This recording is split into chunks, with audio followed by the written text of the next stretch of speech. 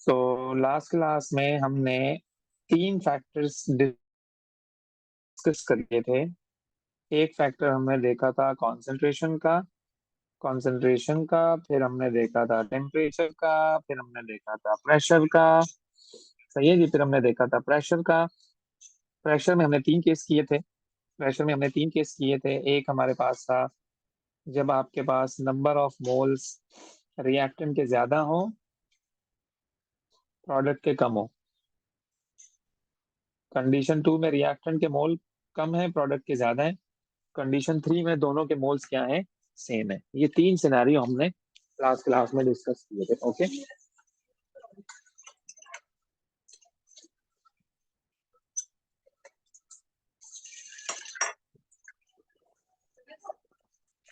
चलिए। टेम्परेचर की भी फिर हमने बात की थी। दो तरह के रिएक्शन होते हैं, एक एक्सोथर्मिक होता है, एक एंडोथर्मिक रिएक्शन होता है। एक्सो में एनर्जी रिलीज होती है, एंडो में एनर्जी एब्जॉर्ब होती है। एक्सोथर्मिक ये चाहता है कि उसकी एनर्जी रिलीज हो, एंडोथर्मिक ये चाहता है कि उसमें वो एनर्जी एब्जॉर्ब करे और प्रोडक्ट बनाए। तो अगर तुमने एक्सोथर्मिक का टेम्परेचर इंक्रीज किया तो बैकवर्ड हो जाएगा, क्योंकि तुम उसके अपोजिट चल रहे हो, उसके अगेंस्ट चल रहे हो तुम। और अगर तुमने एंडोथर्मिक का टेम्परेचर इंक्रीज किया, फिर तो तुम उसके फेवर में चल रहे हो, उसको भी टेम्परेचर की जरूरत है, तुम भी प्रोवाइड कर रहे हो, इसका मतलब सोने पे सुहागा हो गया। तो हम देखते हैं catalyst. Catalyst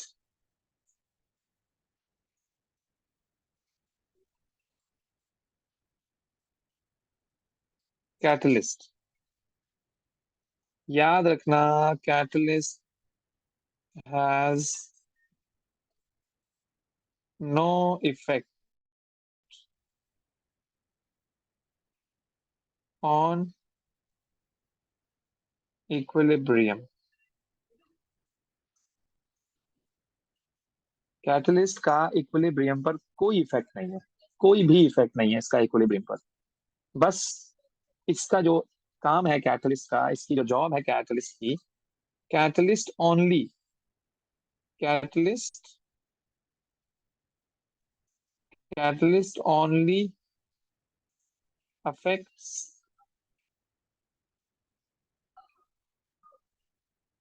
speed of reaction.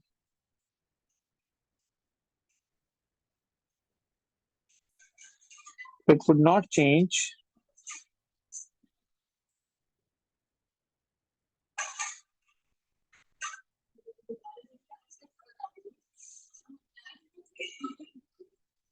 the direction of reaction.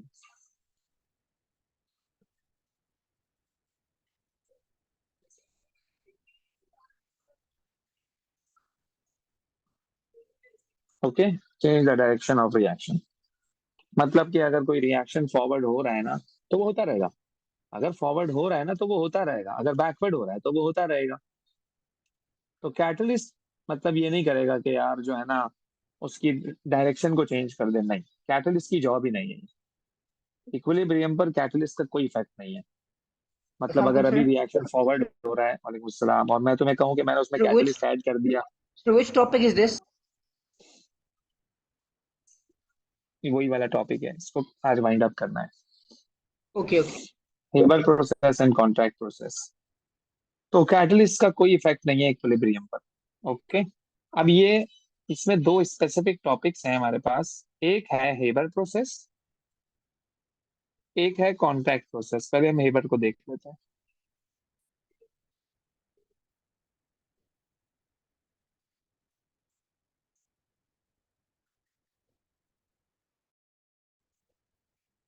Okay, अब हेबर प्रोसेस में होता क्या है बेसिकली, इसमें नाइट्रोजन रिएक्ट करता है हाइड्रोजन के साथ। बेसिकली मैन्युफैक्चर ऑफ अमोनिया है ये। हेबर प्रोसेस क्या है, मैन्युफैक्चर ऑफ अमोनिया।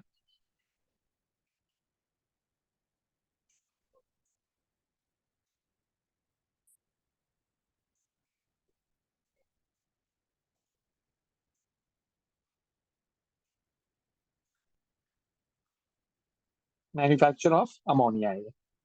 तो अमोनिया बनाने के लिए इसमें क्या क्या चाहिए चीजें, यानी इसका जो रॉ मटेरियल है वो क्या चाहिए। तो याद रखना, इसके रॉ मटेरियल होते हैं दो।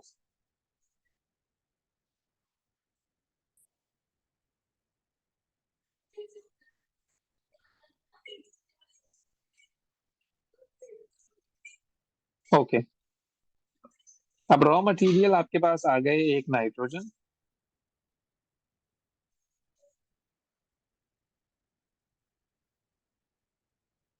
और एक आपके पास आ गया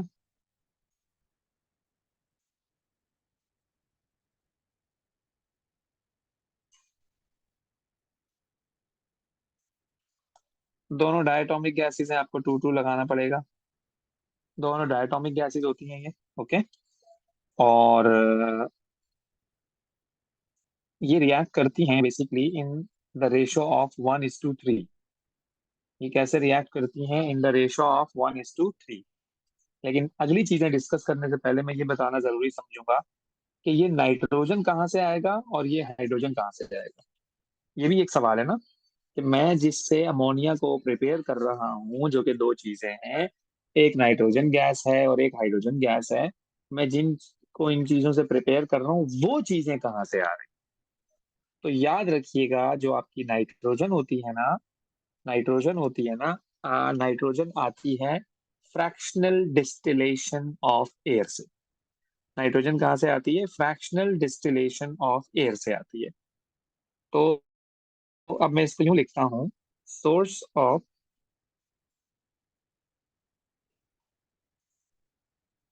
नाइट्रोजन, ये आएगा फ्रैक्शनल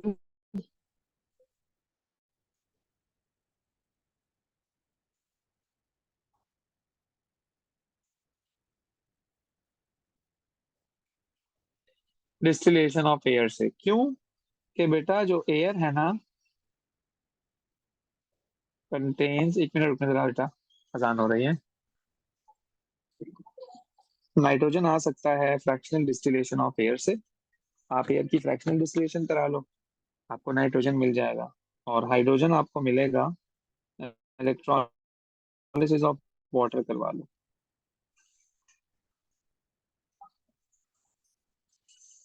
या तो आप डीकम्पोज करवा लो,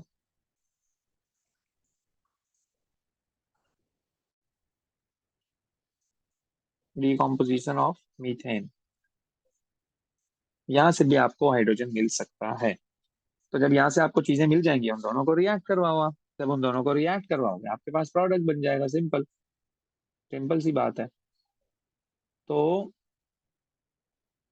So the हम product is जब ये ammonia, रिएक्ट right? करेंगे, एग्जैक्टली वही तो है हैबर प्रोसेस। अब इसकी रिएक्शन हम देखते हैं जरा, इसका रिएक्शन क्या है।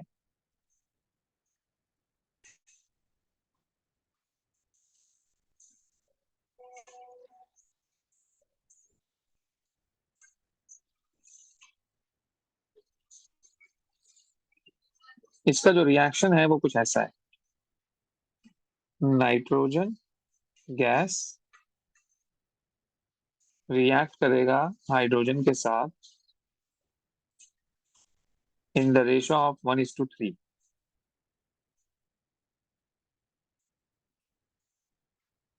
तो बनेगा अमोनिया, सर ये 3 हाइड्रोजन्स क्यों है? Which is also a gas.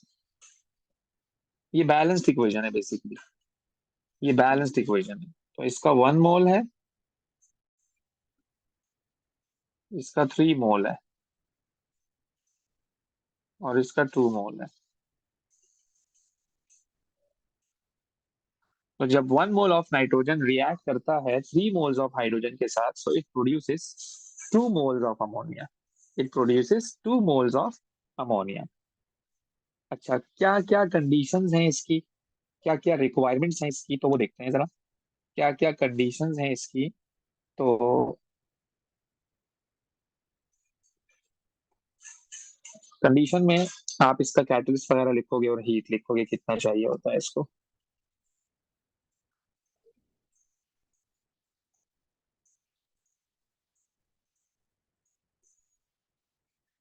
तो हम इसमें क्या करते हैं बेटा, टेम्परेचर कितना प्रोवाइड किया हमने,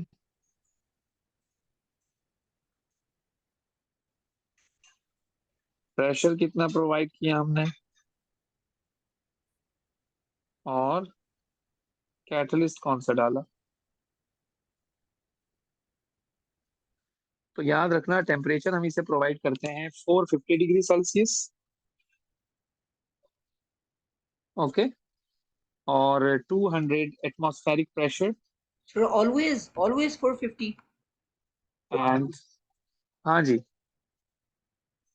हमें आयरन मेमोराइज करना कैटलिस्ट। पड़ेगा ये। एग्जैक्टली, मेमोराइज करना है बेटा आपको ये। और इससे जो एनर्जी रिलीज होती है ना, अच्छा, ओवरऑल एक्सोथर्मिक रिएक्शन है ये, सही है, ओवरऑल एक्सोथर्मिक रिएक्शन है। तो यहां से जो एनर्जी रिलीज होती है दैट इज दिस,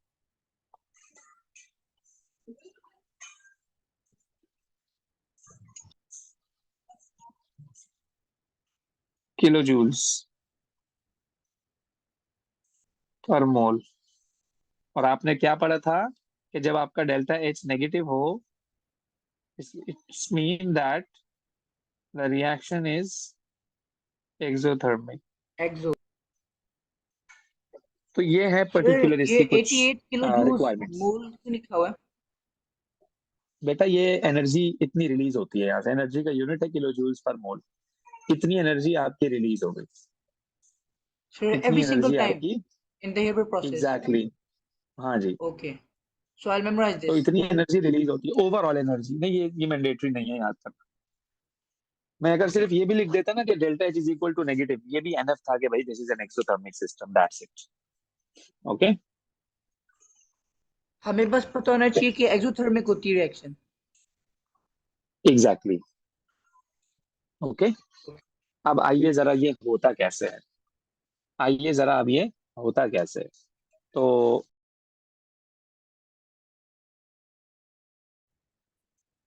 डायग्राम को, ये हेबर की डायग्राम है। अच्छा बेटा, आप अगर इसको देखें तो हमने क्या किया, नाइट्रोजन और हाइड्रोजन को मिक्स किया यहाँ पर। ऑब्वियसली कंप्रेसर लगा हुआ है, प्रेशर होता है यहाँ पर। और आयरन कैटलिस्ट यहाँ लगा हुआ है, ये रिएक्टर है। ये क्या है, रिएक्टर है। यहाँ पर चीजें रिएक्ट करेंगी, जब ये दोनों यहाँ पर आएंगे तो ये रिएक्ट करेंगे, ओके। तो रिएक्ट करने के बाद जब अमोनिया यहाँ शिफ्ट होता है तो बेटा इसको हम कूल कर लेते हैं। इसको हम क्या कर लेते हैं, कूल कर लेते हैं, क्योंकि अमोनिया इज अ गैस। जब आप इसे कूल करोगे तो वो लिक्विड बन जाएगा। वो क्या बन जाएगा, लिक्विड बन जाएगा। लिक्विड अमोनिया को हमने यहाँ से कलेक्ट कर लिया किसी भी कलेक्टिंग फ्लास्क में या किसी भी चीज में, ओके, किसी भी चीज में। अब ऑब्वियस सी बात है कि सारे के सारी नाइट्रोजन और हाइड्रोजन ने रिएक्शन तो नहीं किया होगा, कुछ अनरिएक्टेड भी बच गए होंगे। कुछ अनरिएक्टेड भी बच गया होगा, जिसे हम कहते हैं अनयूज नाइट्रोजन एंड हाइड्रोजन। तो वो नाइट्रोजन हाइड्रोजन जो अनयूज है उसको हम वापस दोबारा शिफ्ट करेंगे पीछे की तरफ, वापस दोबारा जाएगा वो पीछे की तरफ, और फिर हम उसका रिएक्शन कराएंगे। अगर मैं और इसकी एक कॉमन सी एग्जांपल दूं, अगर आपको, लेट्स सपोज आपने क्या किया, आपके पास बर्तन में कोई ऐसी चीज है जो आपको दूसरी तरफ ट्रांसफर करनी है। लेट्स सपोज आपके पास एक प्याला है, आपके पास एक प्याला है जिसमें आपके पास सिरिलैक है, ओके। वो सिरिलैक है आपके पास। मैंने आपको कहा कि यार ये सिरिलैक मुझे एक कप में ट्रांसफर करना है। आपने सिरिलैक को लिया, प्याले से कप में डाल दिया, आपने मुझे दे दिया। मैंने कहा यार ये जो थोड़ा बहुत सिरिलैक लगा हुआ है ना, ये नहीं लगा हुआ होना चाहिए, वहां पर कुछ भी नहीं बचा हुआ होना चाहिए। Not any single particle of Cerelac should be attached on the wall of the, you can say, any container। तो अब आप क्या करोगे, अब आप उसको रिंस करोगे, रिंस। रिंस कैसे करते हैं हम, थोड़ा सा पानी डालोगे, उसे हल्का सा रिंस करके उस कप में डाल दोगे। क्यों करते हैं रिंस, ये मेक श्योर करता है, याद रखिएगा, रिंस करना मेक श्योर करता है कि all of the content has been transferred, all of the content have been transferred from one container to another container। तो इसलिए याद रखिएगा, ये जो नाइट्रोजन और हाइड्रोजन जिन्होंने आके यहाँ पर रिएक्शन किया है ना, अब ये रिएक्शन जो कर रहे हैं, इनमें कुछ ना कुछ तो ऐसा अमाउंट होगा जो कि अनयूज्ड हुआ होगा, जिसने रिएक्शन ही नहीं किया होगा। तो वो अनयूज नाइट्रोजन और हाइड्रोजन जो है हम उसको वापस पीछे बैक कर देते हैं, ताकि वो दोबारा रिएक्शन करे, ताकि वो दोबारा रिएक्शन करे, और मतलब कि more and more amount of yield आपके पास जो है ना वो बनती रहे, ओके। एक और एग्जांपल दूं अगर मैं आपको इसकी, मैंने आपको मैंने आपको मीट दे दिया, मैंने आपको कहा यार इसको चॉप कर देना जरा, मुझे कबाब बनाने। आपने मशीन लिया, चॉपर लिया आपने, और उसमें आपने उसको डाल दिया। अब आपने जो मीट लिया है वो काफी ज्यादा अमाउंट में है। अब जाहिर सी बात है, चॉपिंग के दौरान कुछ मीट का पीस ऐसा भी रह गया होगा जो अनचॉप्ड होगा, नहीं हुआ होगा, वो उसमें टारगेट में आया ही नहीं होगा, उसके पीसीज हुए ही नहीं होंगे। फिर आप क्या करते हो? वो जो आपका मीट पीस है, जो जिसकी चॉपिंग नहीं हुई, आप उसको दोबारा से उठा के दोबारा डाल देते हो। फिर कुछ बच जाता है, फिर उठा के फिर डाल देते हो। तो बेसिकली यहाँ पर भी कुछ यही सीन हो रहा है। तो ये जो नाइट्रोजन और हाइड्रोजन है, ये दोबारा शिफ्ट होंगे बैक में, फिर वापिस आएंगे दोबारा आ गई है। यानी ये जब तक पूरा का पूरा नाइट्रोजन और हाइड्रोजन रिएक्शन ना कर ले। तो ये है बेसिकली हेबर प्रोसेस आपका। और मजे की मैं आपको बात बताऊं, इंटरेस्टिंग बात बताऊं, only 30% ammonia is produce, only 30%, you know only only So the whole process. 30%, exactly ammonia is produced, which is you know which is very alarming situation. भाई एक इंडस्ट्रियलिस्ट ने इतनी इन्वेस्टमेंट की, और मतलब उसको सिर्फ कितना 30% अमोनिया मिल रहा है? क्या मतलब नॉनसेंस बात है यार, मतलब क्यों? तो इसी को ही तो सॉल्व किया था, इस प्रॉब्लम को ही तो सॉल्व किया था ली चैटलियर ने। इस प्रॉब्लम को ही तो ली चैटलियर ने सॉल्व किया था। उसने तभी तो कहा था बेटा कि आप प्रेशर इतना करो, टेम्परेचर इतना करो, ये करो, वो करो। तभी तो उसने ये रिक्वायरमेंट, तभी तो हम पढ़ते हैं ये कंडीशन। पहले मैंने तुम्हें कॉन्सेंट्रेशन का बताया, फिर मैंने तुम्हें जो है ना वो प्रेशर का बताया, फिर मैंने तुम्हें कैटलिस्ट की चीजें बताई। ये क्यों? ये ली चैटलियर ने कहा था ना कि अगर आपको अमाउंट ऑफ प्रोडक्ट जितना आप चाहते हो उतना इंक्रीज करना हो, तो we are suppose to change the conditions. तो ये तो हेबर प्रोसेस में भी only 30% of ammonia is produced. तो मुझे तो यहाँ पर भी बहुत ज्यादा सोचना पड़ गया कि यार ये तो काम खराब है, अब मैं क्या करूं, तो इसलिए अब आइए जरा इस इक्वेशन को थोड़ा सा इलैबोरेट करते हैं। तो to solve this problem we have provided some specific conditions. जैसे कि मैं इसी को कॉपी पेस्ट कर लेता हूं ताकि मैं कंपैरिजन करवा सकूं कि यहाँ क्या चल रहा है। ओके, तो सॉल्व दिस प्रॉब्लम हमने क्या किया बेटा, ये जस्टिफाई कंडीशन हमने इनको प्रोवाइड कर दी। आपको पता है कि ये सारी ऑप्टिमम कंडीशंस है। ये सारी क्या है? अब मैं इसको कुछ यूं लिख सकता हूं कि टू ऑप्टेन टू टू उफ उफ उफ उफ टू ऑप्टेन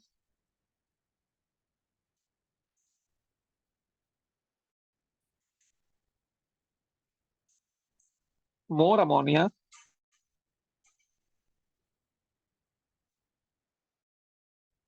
ऑप्टिमम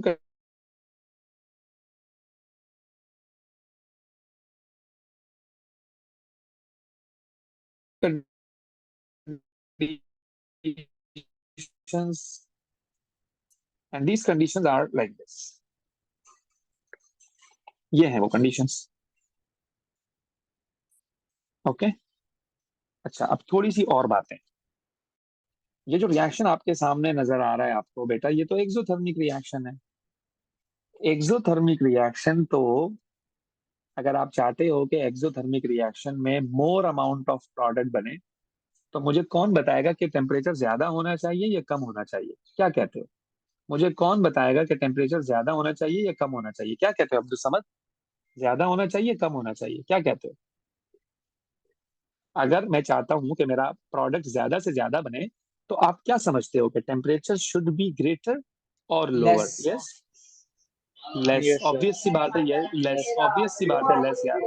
तो बेटा अब हम करते क्या है इसमें टेम्परेचर को कम रखना चाहिए।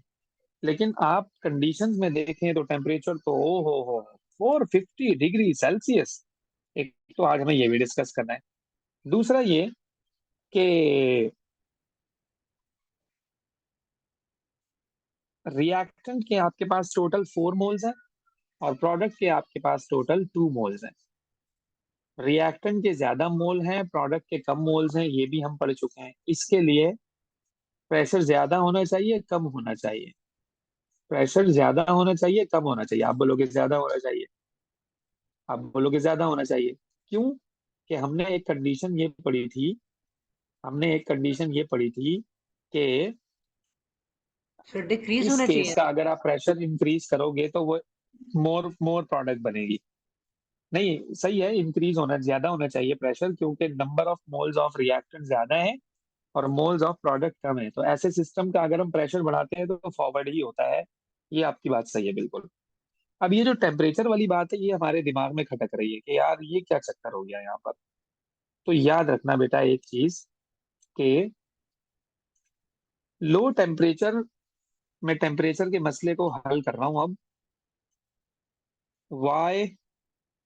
Y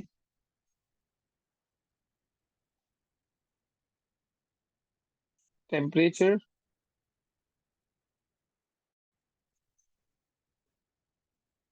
is higher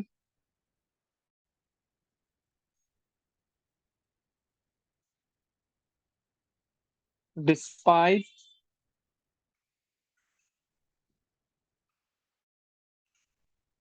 the reaction is exothermic.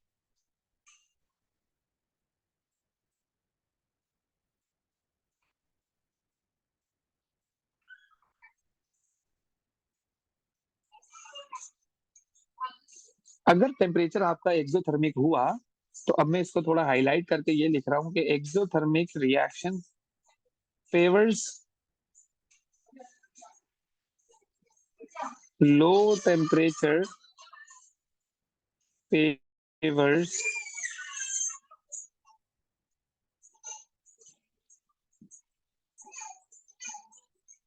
Exothermic system. यानी अगर आपने एक्सोथर्मिक सिस्टम का टेम्परेचर लो कर दिया, तो मतलब आप उसके फेवर में हो, मतलब अब आपकी प्रोडक्ट ज्यादा से ज्यादा बनेगी। लेकिन यहाँ पे तो सीन ही अलग है, लेकिन यहाँ पर तो सीन ही कुछ डिफरेंट है। यहाँ पे तो मैंने टेम्परेचर उसका ज्यादा किया हुआ है। तो एक चीज याद रखना मेरे बच्चों, कि यहाँ पर हमने इसलिए ज्यादा किया है, उसकी दो तीन वजूहत है। एक तो ये बेटा, कि अगर आपने टेम्परेचर को लो कर दिया ना बेटा, फिर तो एक मसला और भी आ जाएगा। वो पता है क्या है? एक मसला और भी आ जाएगा, वो पता है क्या है? वो ये है कि आपका रेट स्लो हो जाएगा, क्योंकि rate is directly proportional to temperature. When the temperature is higher means the kinetic particle kinetic energy is higher. So when the kinetic energy is higher, so they are going to collide with each other. तो वो जल्दी जल्दी reaction होगा, जल्दी जल्दी sir आपने product लिखा बनेगा। ना why temperature is higher despite the reaction is exothermic. Could you explain this? उसी को ही मैं बता रहा हूँ, कि अगर मैं इसका टेम्परेचर कम रखूं, क्योंकि एक्सोथर्मिक का टेम्परेचर कम होना चाहिए, अगर मैं इसका टेम्परेचर कम रखूं, तो बेटा कम टेम्परेचर का मतलब तो ये है कि आपका rate of reaction he slow हो जाएगा। रेट ऑफ रिएक्शन ही आपका स्लो हो जाएगा। वो सही है कि आपके पास हायर यील्ड बनेगी, लेकिन रेट स्लो हो जाएगा, लेकिन रेट स्लो हो जाएगा। तो याद रखना, at a very high temperature equilibrium जो है वो आपका कंप्लीटली बैकवर्ड हो जाएगा। सर अगर कंप्लीटली क्या रेट हो स्लो है तो जाएगा? हमारे पास ज्यादा अमोनियम बनेगा। नहीं, फिर तो देर से बनेगा ना यार, फिर भी कोई फायदा नहीं है। तो यहाँ तो सबसे ज्यादा मसला तो यही है ना, कि अगर आप टेम्परेचर बढ़ा रहे हो तो वो बैकवर्ड हो रहा है, और अगर आप टेम्परेचर को कम कर रहे हो ये सोचकर कि यार एक्सोथर्मिक को तो लो टेम्परेचर चाहिए और मुझे तो ज्यादा से ज्यादा प्रोडक्ट बनेगा, जब आप ये काम कर रहे हो तो आपका रेट जो है ना वो स्लो हो रहा है। अब ये दो मसले आपके पास एक साथ आ गए। तो एक चीज याद रखिएगा, ये जो 450 डिग्री सेल्सियस है ना बेटा, this is an optimum temperature, 450 degree Celsius is an optimum temperature. ये वो टेम्परेचर है जिस पर आपका रेट भी नॉर्मल है और ना ही आपका रिएक्शन बैकवर्ड हो रहा है। ये बात याद रखना, बड़ी इंपॉर्टेंट बात है ये वो टेम्परेचर है, ये हमने फाइंड आउट किया है, ऑप्टिमाइज किया है हमने इसे। अब ऑप्टिमाइजेशन कैसे होती है? आप डिफरेंट डिफरेंट टेम्परेचर रखो, अपने प्रोडक्ट को देखते रहो, किस टेम्परेचर पे प्रोडक्ट आपका बढ़ रहा है, किस टेम्परेचर पे कम हो रहा है, और आपका रेट भी जिस पे ज्यादा है। तो 450 डिग्री सेल्सियस जो है वो आपका ऑप्टिमम टेम्परेचर है, which is a normal temperature, which is a sufficient temperature for this reaction, जो इस रिएक्शन को बिल्कुल सूट कर रहा है। तो मुझे अब क्या लिखना चाहिए कि